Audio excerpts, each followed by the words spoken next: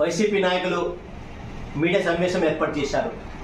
ఆ మీడియా సమావేశంలో వారు పార్టీ బలోపేతం గురించి మాట్లాడకుండా మా జనసేన పార్టీ అధ్యక్షులు శ్రీ కొణిదెల పవన్ కళ్యాణ్ గారు వారి పెరుగుదల ఎక్కడ పెట్టారో అని ఏం మాట్లాడతాడో తెలియడం లేదని సిద్ధార్థ రెడ్డి డైలాగ్ వేయడం మంచి పద్ధతిగా తమ్మి సిద్ధార్థ రెడ్డి అని తెలియజేస్తున్నాను. తమ్మి సిద్ధార్థ రెడ్డిని ఒకటి గుర్తుపెట్టుకోవాలి. ఈరోజు పవన్ కళ్యాణ్ గారి తండ్రి అయినటువంటి వ్యక్తి ఒక ప్రభుత్వ ఉద్యోగి.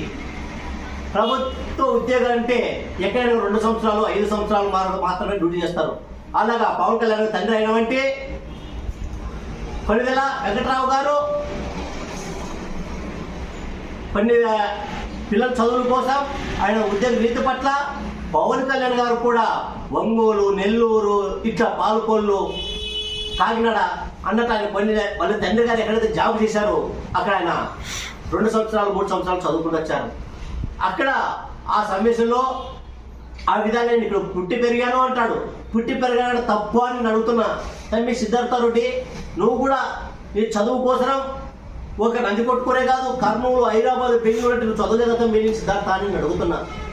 ఎందుకంటే ఇంత చిన్న విషయాన్ని నువ్వు ఎందుకు మర్చిపోతావు తమ్మి సిద్ధార్థ అని తెలియజేస్తున్నా. తమ్మి సిద్ధార్థను ఒకటి గుర్తుపెట్టుకోవాలి. ఈశ్వరుడు నోరిచ్చాడు కదని ఇష్టం వచ్చినట్టు మాట్లాడితే మేము కూడా మాకు నోరు ఉన్నాయి, మా జనసేన పార్టీ నాయకులకు నోరు ఉన్నాయి, మా కార్యకర్తలకు నోరు ఉన్నాయి.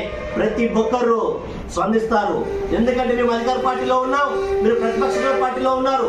మీరు మా తప్పులు ఏమన్నా మా ప్రభుత్వ విధానం ఎత్తి చూపడే తప్పు లేదు, మేము సరి చేసుకుంటాం. అంతేకాని మీరు ఇష్టం వచ్చినట్టు మాట్లాడితే మేము దానికి తగిన రీతిలోనే మేము జవాబు చెప్పాల్సిన సిద్ధంగా ఉంటుందని తెలియజేస్తున్నాను. ఎందుకంటే జనసేన పార్టీ బలం లేదంటున్నారు, మీరు బలం లేదంటున్నారు కదా. మీకు ఛాలెంజ్ చేస్తున్నా, జనసేన పార్టీ కార్యకర్త లేని గ్రామం మీరు ఎవరు చూపించగలరని నేను అడుగుతున్నా. ఈ రోజు జనసేన పార్టీ వాళ్ళు ఈ రోజు అధికారంలో మేము చేపట్టాం.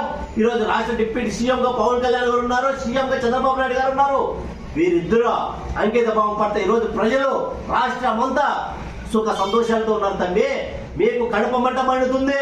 ఎందుకంటే మీరు పవన్ కళ్యాణ్ గారు పదే చెప్తారు, మేము 10 సంవత్సరాలు కూటమిలో ఉంటామని. మా కూటమి విడదీయడానికి మీరు చేస్తున్న ప్రయత్నాలు మేము తిప్పికొడతాం.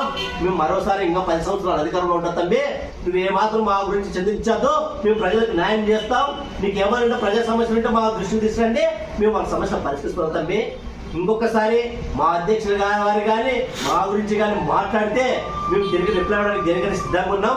మేము కూడా తెగింపుకి ఎలాంటి వరకైనా వెళ్తాం అనే విషయాన్ని గుర్తుపెట్టుకో తమ్మి అని తెలియజేస్తూ, నాకు ఈ అవకాశం ఇచ్చినటువంటి మీడియా మిత్రులు ప్రతి ఒక్కరికి ధన్యవాదాలు తెలియజేస్తూ నేను సెలవు ఇస్తున్నాను.